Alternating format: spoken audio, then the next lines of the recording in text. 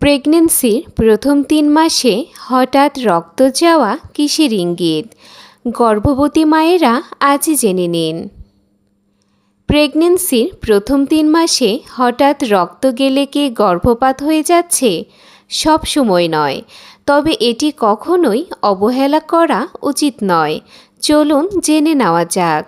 গর্ভাবস্থার প্রথম ৩ মাসে রক্তপাত বিভিন্ন কারণেই হতে পারে।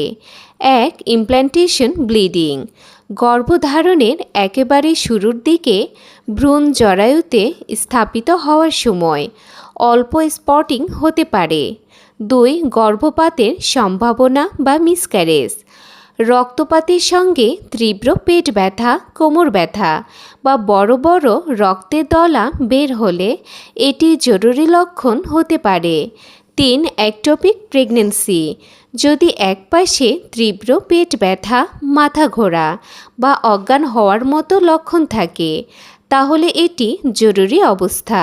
দ্রুত হাসপাতালে যেতে হবে। ৪. জরায়ুমুখের পরিবর্তন বা অন্যান্য কারণ। কখনো জরায়ুমুখের পরিবর্তন, সংক্রমণ বা অন্যান্য কারণেও হালকা রক্তপাত হতে পারে। গুরুত্বপূর্ণ সতর্কতা: রক্তপাত অল্প হলেও নিজে থেকে কোনো ওষুধ খাবেন না বা অপেক্ষা করে সময় নষ্ট করবেন না। যত দ্রুত সম্ভব একজন স্ত্রীলোক বিশেষজ্ঞের পরামর্শ নিন।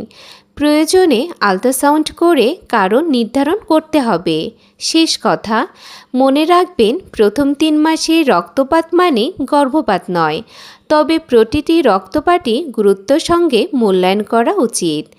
আজকের এই ভিডিওটি যদি আপনার কাছে উপকারী মনে হয় তাহলে অবশ্যই একটি লাইক দিন। আপনার কোনো প্রশ্ন, মতামত বা অভিজ্ঞতা থাকলে কমেন্টে লিখে জানান।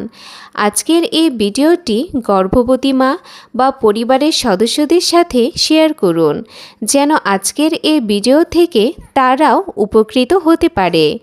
গর্ভাবস্থা সম্পর্কিত এমন গুরুত্বপূর্ণ তথ্য পেতে আমাদের চ্যানেলটি সাবস্ক্রাইব করে পাশে থাকুন।